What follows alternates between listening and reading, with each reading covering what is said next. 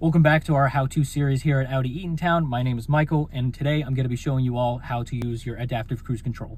So to start off our explanation, I want to show you all how to use the adaptive cruise control stalk right here. So as you can see from the diagram, it's pretty simple once you get used to it. You can push it all the way forward to turn the adaptive cruise control off entirely, or cancel it if you have it activated.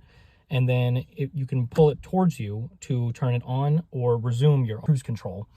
And then this button here on the edge is the set button. So once you set your speed and your distance that you're comfortable with, you'll just press this button and it'll activate, and you'll see how the system is operating in the instrument cluster right here where your speed is.